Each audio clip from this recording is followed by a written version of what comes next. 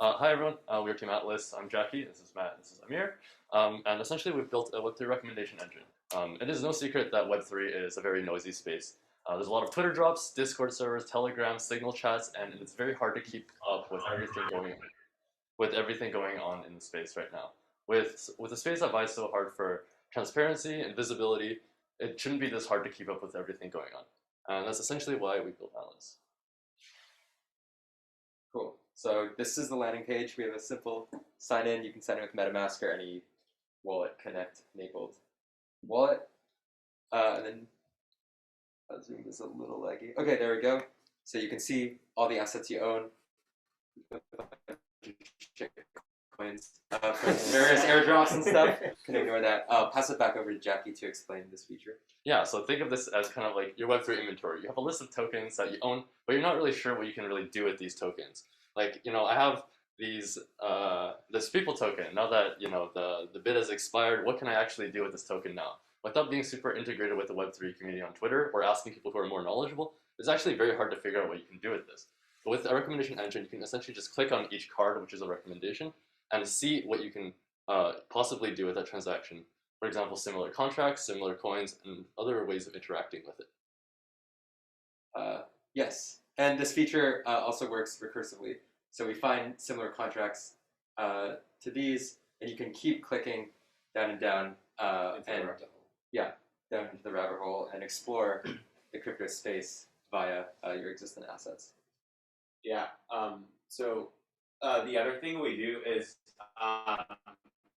every user has like unique transaction data of like what they've interacted with, and the idea is that we generate a unique set of recommendations based on your history and what you've interacted with, it works in a similar way. The idea is we basically want to like find other users who have interacted with contracts that you've interacted with, and then that's probably a good heuristic. Any contracts that they've interacted with are probably a good heuristic for contracts that might be of interest to you. The idea is like once this loads, it will show a list of contracts and it will give you like a list of thumbs up and thumbs down. And there's like a very tightly coupled feedback loop.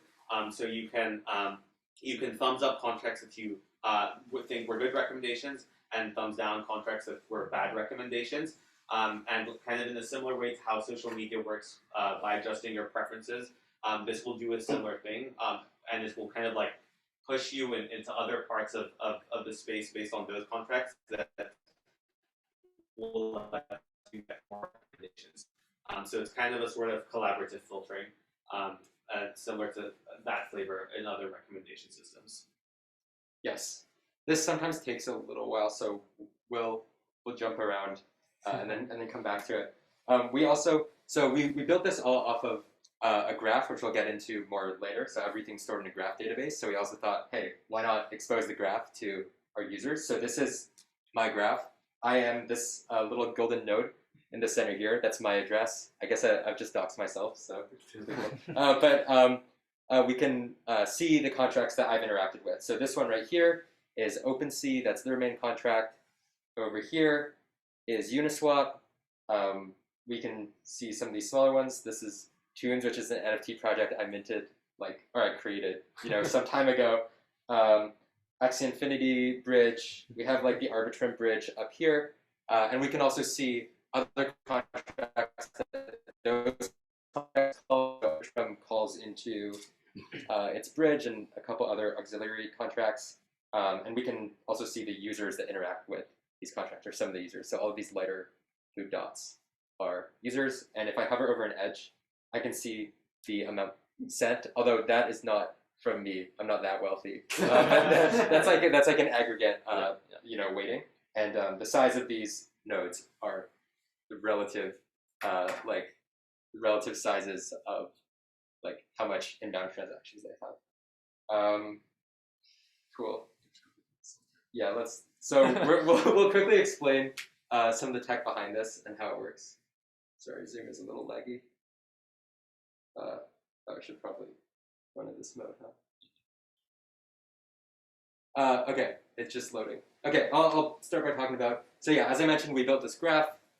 We built like a custom scraper / listener, which listens to every single transactions on chain. We do something for both just ETH transfers and also like the transfers of all the like common asset types, ERC20, ERC721, 1155, and use that to create, populate the edges of the graph. Yeah, and most of the insights we generate in terms of recommendations are just simple graph queries. We don't do like any complex ML or anything like that. So this is just an example of finding other smart contracts that the users interacted with. So if we go to the next slide, this is kind of the collaborative filtering that I was talking about. The idea is just like, hey, find me all the users who interacted with contracts that they've interacted with, get me the contracts that they've interacted with, and hey, they might be useful to me. Yeah, and obviously with a list of contracts, we need to find a way, and recommendations, we need to find a way to filter out and sort of organize which ones are actually good recommendations, which ones are bad. And for that, we kind of need a measure of contract similarity, so a similarity of kind of the functionality between two any arbitrary smart contracts. Obviously, this is inherently quite difficult because smart contracts only publish their bytecode, but we can do a few simple heuristics to get like a rough estimate. The first of which is decoding the first operands to the push 4 opcode, which essentially is like a CAC256 hash of the ASCII like function signature. So by doing this, we get a rough overview of the type of functionality a contract offers, and then we can do the Jaccard similarity index of like the intersection over union of basically the opcodes to figure out the similarity in actual functionality. Yeah. So yeah, that's it for us. We'll just talk about some future applications. We did a recommender system here, but we think this type of like general graph database of transactions could be useful for a whole bunch of other things, such as maybe something like proof of humanity or like resistance, Sybil, or just general blockchain forensics of like associating two addresses together as like a similar user. Yeah, also anomaly detection. It turns out that the graph is kind of structured in a reliable way, and we can kind of make insights if they don't subscribe to those common patterns.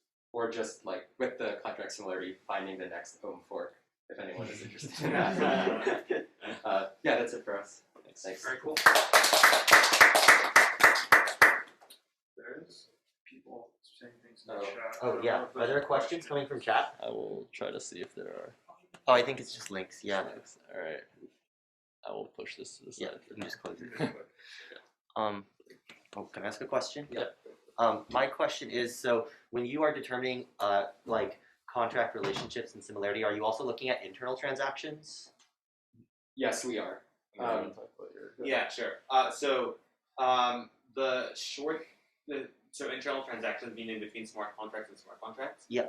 So as of right now, no. We basically look. We only look at EOA to smart contract transactions. We thought that was like a